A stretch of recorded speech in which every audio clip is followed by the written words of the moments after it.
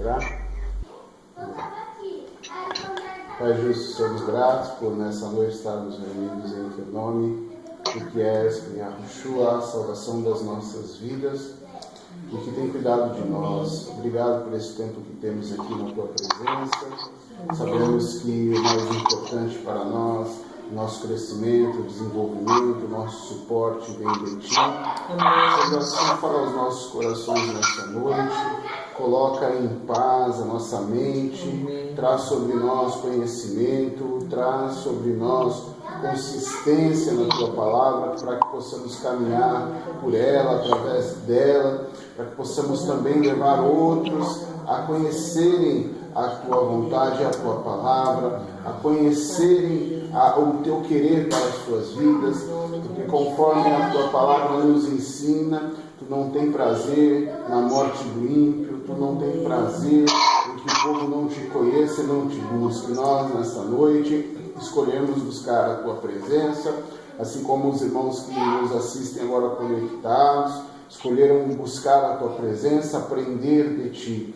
Por isso nós, desde já, invocamos o teu nome, ó Yahu, nesta noite, para aqui subjugar tudo e qualquer tentativa, para que nós não venhamos compreender, ou para que os irmãos não venham conhecer a tua palavra, para que não tenham entendimento. Nós subjugamos tudo isso sobre o teu nome, que é poderoso, e sobre a tua vontade, que é soberana e suprema. Estende as tuas bênçãos sobre os teus servos, onde quer que eles se encontrem agora. Cuida deles, prospera o teu povo, prospera a tua nação, livra do mal, livra das pessoas inconsequentes que não têm amor ao próximo. Faz com que o teu povo caminhe debaixo da tua bênção, da tua segurança, para que se encontrem sempre conforme nos ensina a tua Escritura, caminhando e andando em pastos verdejantes, porque seguem aquele que é o verdadeiro pastor, Yahushua HaMashiach. Amém. Amém.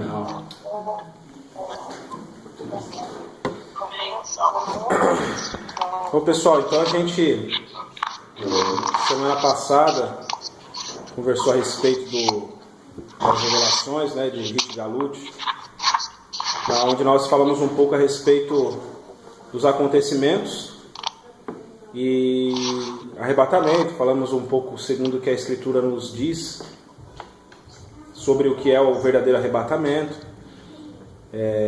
Passamos um pouco a respeito dos tempos, daquilo que estamos vivendo, daquilo que já aconteceu, de coisas que no Apocalipse ela fala do que estava acontecendo no momento, no que ia acontecer ainda, né? Então eram de situações de que já tinha de repente acontecido, que estava acontecendo e que ainda ia acontecer. Então a gente falou um pouco dos sinais, demos uma paginada, vamos dizer assim, e paramos nas trombetas, né? Tinha falado aqui nas trombetas, nos chofares, né? E a gente vai dar continuidade aí nessa parte, né? Que a intenção é tirar essa situação de espiritualizar, aquela coisa de, como pode dizer, de ficção científica, né? Esse negócio de ficção científica aí. E eu espero que vocês estejam entendendo, porque é muito importante, porque algumas realidades do jeito que nós conhecíamos, ela muda, né? Mas isso para o nosso crescimento, para o nosso entendimento, segundo o que o próprio Ruach do Eterno tem nos mostrado, para sair do engano, para que haja esclarecimento, para que haja luz naquilo que estava em oculto, pela falta de entendimento e conhecimento que nós tínhamos, né? Então muitos acredito que quando ouvirem e verem aquilo que nós estamos falando, vai cair o mundo de muita gente, né? Porque está vivendo na Babilônia de uma maneira que o entendimento está cego. E nós agradecemos ao Eterno por ter nos dado essa oportunidade de conhecer, né, nesse momento que nós estamos vivendo, porque é um alívio, na verdade, né, a gente saber da verdade da forma correta, né? Então a gente vai continuar, tá? Pode ir. Bom, a gente tinha falado um pouco, irmãos, shalom, né, primeiramente para vocês. mais uma vez é importante a gente estar falando sobre a Escritura. Eu tinha falado um pouco na semana passada, na verdade faz mais de uma semana, né?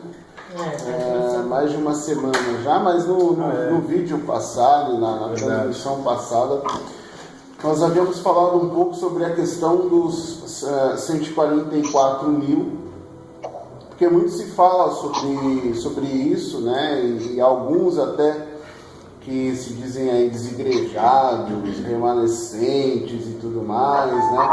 Eles falam sobre a questão dos 144 mil, que a Escritura fala que não tiveram contato com mulher, que são incorruptíveis, que na boca deles não se achou engano, né? Que na testa deles não se achou a marca da besta, na mão deles também não. E aí eles falam que essas pessoas são os que estão saindo, são os remanescentes, e nós vimos que na verdade não é nada disso, né? Essas pessoas são pessoas que vão ser escolhidas pelo Eterno com um propósito e que tem um padrão, e a maioria de nós não vai ter esse padrão, e vamos estar incluídos aí na multidão dos salvos. Vamos até viver aí a questão do milênio, né? Mas na questão dos 144 mil não somos nós, né? Até porque a grande maioria de nós veio a conhecer o nome do Eterno já depois de conhecer, por exemplo, os nomes tanto os nomes enganosos como a questão dos nomes decaídos, né? Então, quando se fala no selo do entendimento, do conhecimento, alguns que já nasceram dentro do cristianismo e da religião evangélica, tudo, já receberam, na verdade, um selo, né, um conhecimento que não é o conhecimento genuíno. Então, na boca desses se achou nomes enganosos, né? Infelizmente, o povo ele foi disperso e foi enganado, né? Então, vamos seguir fazendo a leitura desse trecho dos 144 mil, tá? Que está lá em Ritgalut 7, desde o parágrafo 1, que diz assim: depois disso vi 4 anjos em pé nos 4 cantos da terra. Interessante porque a Escritura fala 4 cantos da terra, né? Mas depois isso é matéria para outra coisa. Depois a gente fala sobre isso. Retendo os 4 ventos da terra, para que nenhum vento soprasse sobre a terra, nem sobre o mar, nem sobre árvore alguma. E vi outro anjo subindo do lado do sol nascente, tendo na sua mão o sinete do Eterno. Lembra que nós falamos sobre esse sinete, sobre esse selo, né, do Eterno? Ele bradou em alta voz aos 4 anjos a quem havia sido dado poder para que danificassem. Opa! Oi! Alguém falou.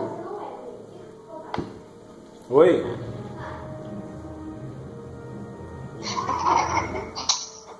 Pode falar. Tá, vamos seguir. Para que danificassem a terra e o mar, dizendo: não danifiquem a terra, nem o mar, nem as árvores, até que marquemos com o sinete a testa dos servos do nosso Criador. E ouvi a quantidade dos que foram marcados com o selo. Estes eram 144 mil de todas as tribos dos filhos de Israel, exceto da tribo de Dan. Aí ele vai falar das tribos, né? Aí o parágrafo 9 fala assim: depois disso, olhei e vi uma tão grande multidão que ninguém podia contar. Eram de todas as nações, tribos, povos e línguas que estavam em pé diante do trono branco na presença do Cordeiro, trajando compridas vestes brancas e tinham folhas de palmeiras nas mãos, e clamavam em alta voz, dizendo: do nosso Criador que está sentado no trono e do Cordeiro vem a nossa salvação. E todos os anjos estavam em pé ao redor do trono, e os anciãos e dos 4 seres viventes. Então eles prostraram-se diante do trono e encostaram o rosto no chão e adoraram o Eterno, dizendo: Aminal, louvor, majestade, sabedoria, gratidão, honra, poder e força pertencem ao nosso Criador para todo sempre. Aminá, um dos anciãos me perguntou, quem são esses que estão trajando compridas vestes brancas? De onde foi que eles vieram? Então lhes respondi, eu não sei, mas certamente você sabe. Então ele me disse, essas são as pessoas que vieram da grande tribulação. Olha só que coisa. Nós falamos sobre isso da vez passada. Então, pessoas que vieram da grande tribulação e que fizeram o quê? Tá? Aqui, ó. Elas lavaram as suas vestes e as branquearam no sangue do Cordeiro. Por isso, elas estão diante do trono do Eterno e o servem de dia e de noite em seu templo. Olha só. Aqui é uma das poucas vezes que você vai ouvir falar sobre essa situação. Em seu templo. Tá? Mas aqui, por que está templo? Porque aqui a palavra consta em sua habitação. Aí a pessoa vai e traduz aqui o quê? Templo. Porque está em sua habitação, em sua morada. Quando você vai ver lá na frente, vai falar que a habitação do Eterno é entre o seu povo na nova Yarushalayim. Então, abaixo dessa cidade, as nações se ajuntarão e aclamarão, louvarão, invocarão o seu nome. Essa cidade, conforme nós já lemos, ela flutua no ar, né? Daí você vê muitas das ficções científicas, aquela coisa daquela nave enorme que vem flutuando sobre a cidade. Tem até aquele filme Independence Day que a gente, né, viu há algum tempo atrás. Então tudo isso vai sendo extraído da Escritura. Então, amados, essa situação de que o povo não vai passar pela tribulação, será? Porque até onde se vê o livro de Revelação, até onde se lia e se entendia, o que se dizia por aí era isso, o povo não vai passar pela tribulação. Mas veja bem, quando você olha para a situação hoje, do que nós estamos vivendo hoje, será que nós já não estamos vivendo em algumas partes do mundo, se não em alguns países, uma tribulação já para o povo? Né? Porque nós sabemos que o Brasil, as Américas, a maioria das tribos estão nessa região, mas a gente sabe também que o Eterno espalhou pelos 4 cantos o seu povo. Então o povo já tem sido perseguido, né? O povo já tem sido morto, o povo já tem sido combatido. Quem fala sobre a questão do nome tem sido odiado já. Então nós precisamos estar atentos no que? Primeiro, as coisas que o livro trata, né? Nós falamos sobre isso, na presença do Eterno, no celestial e aqui na terra. As coisas têm sempre esse desdobramento.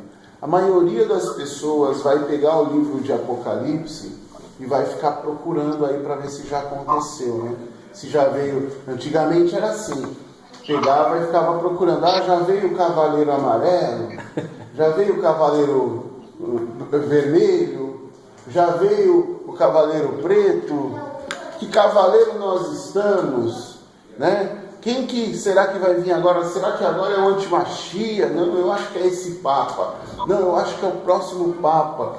E a gente ficava nessa situação.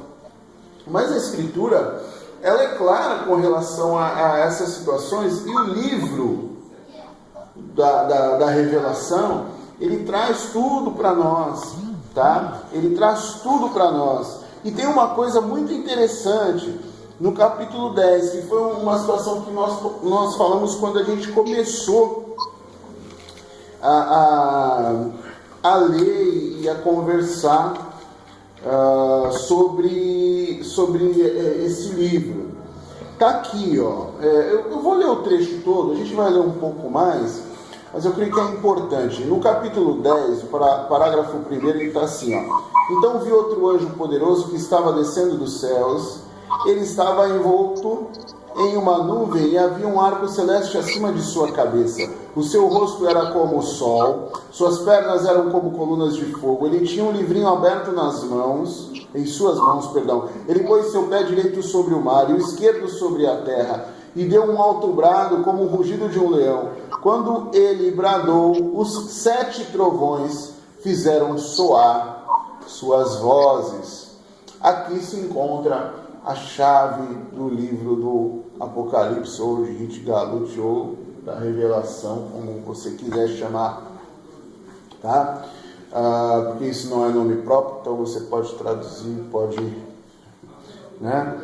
Aí olha só, fizeram soar as suas vozes. Quando os 7 trovões acabaram de soar as suas vozes, eu já ia escrever, mas ouvi uma voz do céu dizer: guarde em segredo o que os 7 trovões disseram, e não escreva. Então o anjo que vinha em pé sobre o mar, sobre a terra, levantou a mão direita ao céu e jurou por aquele que vive para todo sempre, o qual criou os céus e tudo o que existe nele, e a terra e tudo o que existe nela, o mar e tudo o que existe nele, que não haverá mais demora, mas que nos dias da voz do 7º anjo, quando esse estiver para tocar o chofar, se cumprirá o mistério do Eterno, como anunciou aos seus servos os profetas.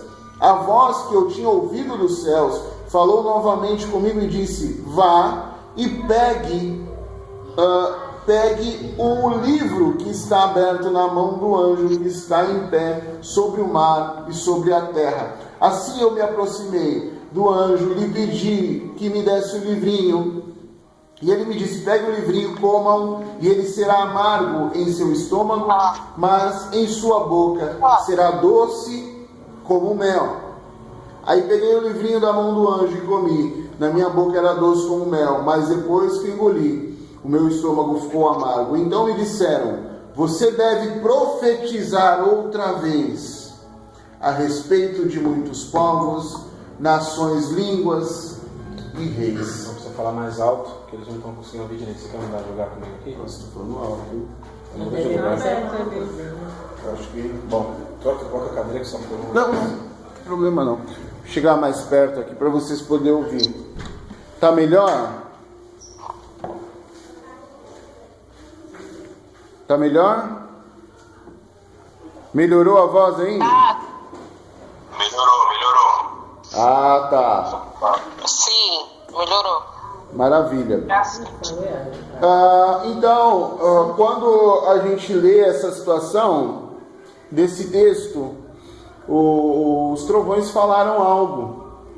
Vocês perceberam o que aconteceu? Ele ouviu 7 trovões e esses trovões falaram algo. E quando ele ia relatar isso nesse livro para nós, ele ouviu uma voz que disse: não escreve isso aí. Brecou, né? Isso é um segredo. Isso é revelado, ele falou aí quando né? Isso é revelado. Né? É um segredo, né? Que vai ser revelado depois. Tá certo? Agora tá ouvindo? Maravilha. Então aí nós temos a chave do livro. Mas o que dizia esses trovões, né? O que eles disseram? Né? O Eterno já tem mostrado para nós, já mostrou o que esses trovões disseram, tá? Mas isso no livro, né, ele traz um peso muito grande, porque justamente quando essas coisas fossem reveladas, seriam já no período do fim. Mas para os irmãos terem assim tranquilidade, paciência com relação a essa situação dos trovões e o que os trovões revelaram e o que ele não pôde dizer e tal, tratava justamente dessa situação da qual nós temos falado já no livro, que o livro ele traz desdobramentos de realidade, ou seja, ele fala do mesmo momento em 3 ou 4 lugares diferentes, tá? E quando você começa a fazer a leitura, você vai enxergar que muitas das situações que são ditas pelos estudiosos aí como simbologia, como alegorias e tal, são coisas físicas e não coisas sobrenaturais como eles tentam dizer, tá certo? Então eu vou deixar assim essa questão dos trovões, porque se a gente for falar diretamente sobre os trovões, aí a gente vai abrir um parâmetro que a gente vai ter que estudar lá Daniel e pegar tudo, e a gente não vai ter tempo para isso agora, mas vai tratar da aplicação do livro. Tá? Outra coisa que eu queria ler com vocês, que é bastante controverso também, é sobre as testemunhas. Bom, sobre as duas testemunhas. Quem que você acha que é as testemunhas? Vamos falar? Alguém tem alguma opinião aí? Samuel, de repente, quem são essas duas testemunhas? Samuel, que já conhece aí um pouco sobre o livro também. Que é Elias e Moisés. Falaram ou você acha que... Pelo menos eu aprendi que era Elias e Moisés. Essas duas testemunhas. Isso. Porque Moisés não passaram... Ou eles falaram... O que acontece? No estudo que eu aprendi, muito atrás, falou que o Moisés, ninguém tinha certeza que Moisés, na verdade, estava o corpo de Moisés, que só fala que o corpo dele, não sabe se ele morreu ou foi arrebatado. Elias foi pladado, né? Por isso que o pessoal falaram que era Elias e Moisés. Sim. Moisés não é porque os ossos, não. A gente tem aí uma situação. Eu vou ler o texto para a gente poder comentar, até porque tem alguns irmãos que não conhecem o texto, pelo menos não nessa tradução. Do capítulo 11, do parágrafo 3, diz: eu enviarei as minhas testemunhas. Continua lendo. 11, parágrafo 3. Eu enviarei as minhas duas testemunhas. Oi? Pode ler. Tá. Eu enviarei as minhas duas testemunhas, vestidas com roupa feita de pano grosseiro, e elas profetizarão por 1260 dias. Essas duas testemunhas são as duas oliveiras e as duas menorote que estão em pé diante do dono da terra. E se alguém lhes quiser fazer mal, duas das suas bocas sairá fogo e devorará os seus inimigos. Pois se alguém lhes quiser fazer mal, deverá morrer. Desta forma, elas têm autoridade para fechar os céus, de modo que não chova durante o tempo em que estiverem profetizando. Elas têm autoridade para transformar água em sangue e para ferir a terra com todo o tipo de pragas, quantas vezes quiserem. E quando as duas testemunhas tiverem terminado de anunciar as suas mensagens, a besta que vem do abismo lutará contra elas e as vencerá e as matará. E os seus corpos ficarão expostos na rua principal da grande cidade, que simbolicamente se chama Sedom e Mitzrayim, que é Sedom, que é aquela cidade de Sodoma e Gomorra, e o Egito, né, vamos dizer. Isso. Onde também o salvador delas foi executado num madeiro. Então a grande cidade aí vocês já vão imaginando qual é, né? Durante 3 dias e meio, pessoas de todas as nações, tribos, línguas e raças olharão para esses dois corpos e não permitirão que sejam sepultados. E os habitantes da terra ficaram felizes com a morte das duas testemunhas, comemorarão e mandarão presentes uns aos outros, porque esses dois profetas haviam atormentado muitos dos que habitavam sobre a terra. Mas depois daqueles 3 dias e meio, veio um sopro de vida da parte do Eterno e entrou neles. E eles levantaram, e um grande temor caiu sobre as pessoas que o viram. que os viram. Aí os dois profetas ouviram uma forte voz que vinha dos céus e lhes disse: subam aqui. Enquanto os seus inimigos olhavam, os dois profetas subiram aos céus numa nuvem, e naquela hora houve um violento terremoto, e a 10ª parte da cidade foi destruída. E no terremoto morreram 7.000 pessoas, e os sobreviventes ficaram atemorizados e exaltaram o Criador dos céus. O segundo ai já passou, e o terceiro ai virá em breve. Justamente. Primeiro fala lá aquele cujos na presença dele estão a Metzarote, né? Falou menorar, né? Para deixar claro para os irmãos que não conhecem. Outra coisa, a Escritura deixa claro que são dois profetas, tá? São dois profetas. Outra situação também, eles profetizam e eles têm poder, né? Para fechar os céus, para que não chova, de transformar a água em sangue, né? Então foi dado poder para essas duas testemunhas, tá? Agora, por que são testemunhas? Porque a Escritura fala de dois profetas que são testemunhas, tá? Que profetas são testemunhas daquilo que o Eterno fez? Tá? Se você vai julgar alguém, você precisa julgar com justiça. Você precisa trazer testemunhas. O que a Escritura fala lá na porção mais antiga sobre a acusação, né? Que qualquer coisa pode ser comprovada, julgada, desde que hajam duas testemunhas. Então aquele que preparou o testamento, que é a Escritura, ele vai trazer duas testemunhas contra as nações. Tá? Então ele vai trazer essas duas testemunhas que são quem? Moisés? Quem? Elias? Então, primeiro, ele precisa de uma testemunha antes do Horebe. Ele precisa de uma testemunha antes de Moriá. Ele precisa de uma testemunha antes de Noa, que só pode ser Enoque. Sim. Certo? Enoque vem antes. Você pode ver lá no Bereshit 5, sobre Enoque.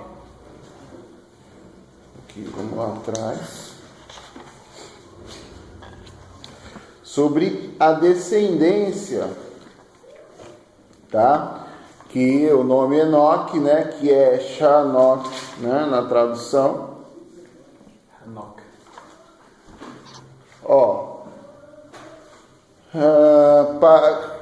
Capítulo 5, parágrafo 19, e Yared viveu ainda, depois que gerou Shanok, ou Enoque, 800 anos e gerou filhos e filhas, e todos os dias da vida de Yared foram 962 anos e morreu, e Enoque tinha 65 anos quando gerou Matushalak, nome difícil. E Enoque viveu em plena comunhão com o Eterno, depois que gerou Matushalak 300 anos e gerou filhos e filhas, e todos os dias da vida dele foram 365, e desapareceu, porquanto o Eterno o levou para si. Tá? Ele não morreu, o Eterno o levou para si. Existe o livro de Enoque que ele escreveu.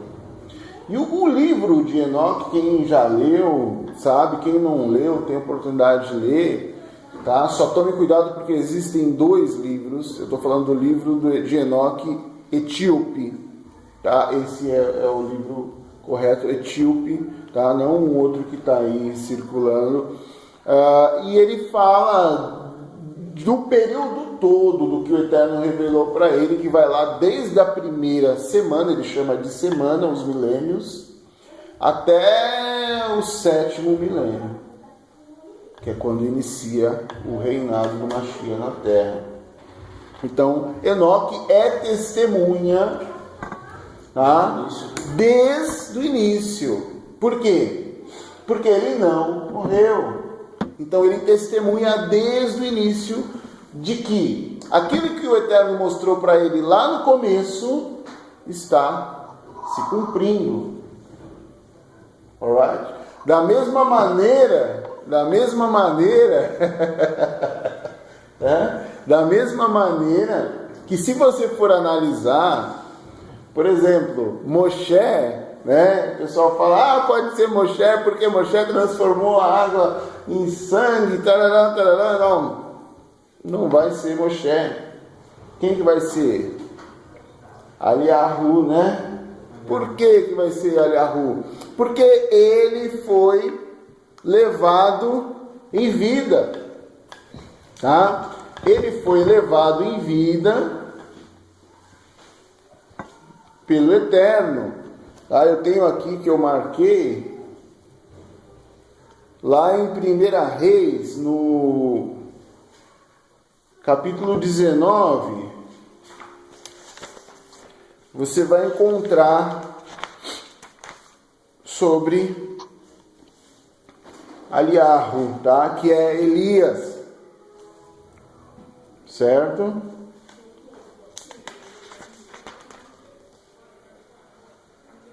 Você vai encontrar sobre